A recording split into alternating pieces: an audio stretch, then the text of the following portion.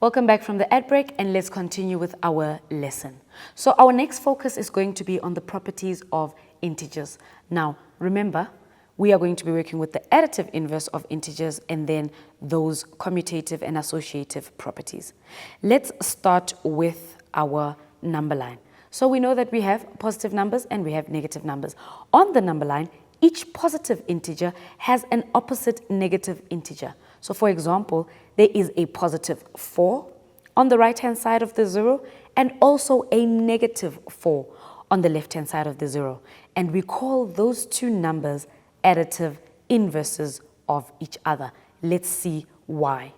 So the additive inverse property is that the additive inverse applies to addition of integers. It refers to the number that must be added to another number to get 0. This number will be the same but opposite in signs. That means positive and negative. So for example, the additive inverse of a positive 4 is a negative 4. And why is this so? This is because that 4 plus a negative 4 will give me 0. So a positive 4 and a negative 4, they may look the same, but they are not. In fact, they are complete opposites, as we've seen on the number line. So when we add them together, they will give us 0. They give us neutral, which is that 0 on the number line. Let's look at more examples. The additive inverse of negative 12. Do you think you know what that would be? So, negative 12 plus a certain number that will give me 0. So when we look at negative 12, we need to find a number that looks the same but has a opposite sign. So since as well I already have the negative 12, that means that the additive inverse will be a positive 12. And that's because a negative 12 plus a positive 12 is going to give us 0. Then we are looking for the additive inverse of a positive 150. So this is a number that I'm going to add and the answer is going to be 0. Do you think you know what that number is? If you are thinking of a negative 150, then you are absolutely correct. Let's look at the commutative property of integers. So remember, we were looking at the commutative properties of whole numbers, now of integers. 2 plus 4 can be written as 4 plus 2. The answer will still remain the same, and that is a 6. What about if I have a negative 2 plus 4? So a negative 2 plus 4 is still the same as 4 plus that negative 2, and we know that our answer is going to be a positive 2. What about if I have a 2 plus a negative 4? The same as negative 4 plus 2. And our answer there is going to be a negative 2. And when we have a negative 2 plus a negative 4, now remember we are adding negative numbers. That means that our answer here is going to be negative. And then we are just going to add those two natural numbers. That means my answer is going to be a negative 6. What about the associative property of integers? We have here 4 plus 1 plus 8. Remember, I can associate them however way I want.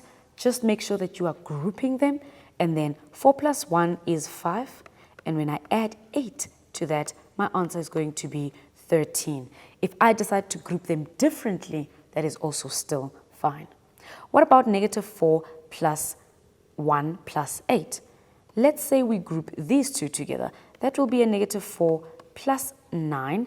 The answer will still remain the same, and that will be a positive 5.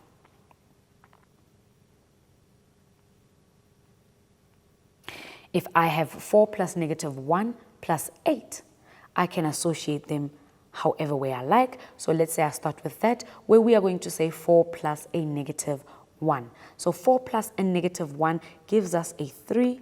We're going to add the 8 there, and our answer is going to be 11. If I decide to group those differently, my answer is still going to be the same. Even if I have these two here, or these three numbers, and I am going to say negative 4, and I decide to add the 1 with the negative 8 first. That is absolutely correct. 1 plus negative 8 is a negative 7, and that is going to give us now, because we are adding two negative numbers, my answer is going to be negative, and I'm going to add those two natural numbers. That is going to be a negative 11. Let's move on to the last part of our lesson, and that is solving problems in the context of multiple operations. So, when we are solving problems involving integers, you have to look out for the words that will indicate whether you are adding or subtracting. Let's look at the following table. So, under addition, we have words like sum, or increases, or ascends, or rises, or above. Those would all indicate addition or a positive direction.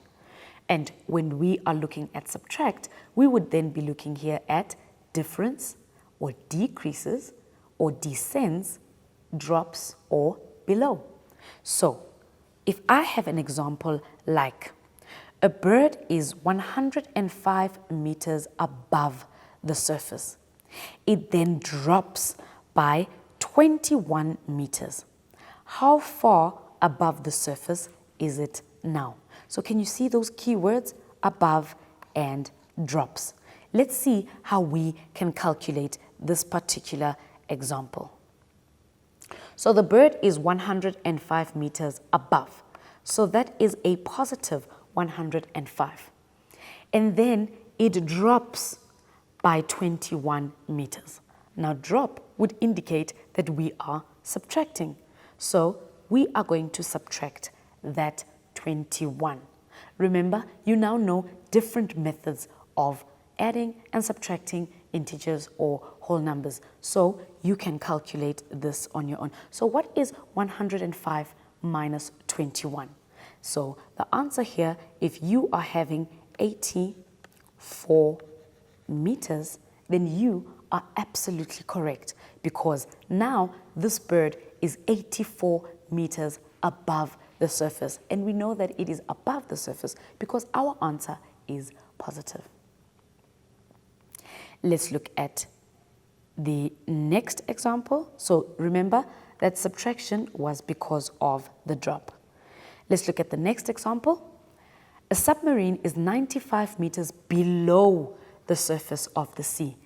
It then drops by a further 50 meters. How far below the surface is it now? So this submarine is 95 meters below. So because it is below the surface of the sea, you remember, under the water, it still does go deeper under the ground. So now we are 95 meters below the surface of the sea.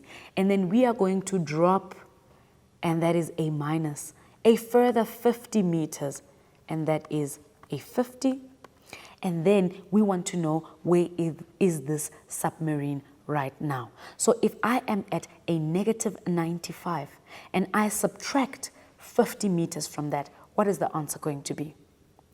If you have a negative 145 meters as your answer, then you are absolutely correct. And that negative now is indicating to us that it is below the surface of the sea. That's why our answer is negative 145 meters, which shows that this submarine is 145 meters below the surface of the sea. Thank you. That was a wonderful lesson. I really hope you enjoyed it as much as I did. We'll see you next time. Goodbye.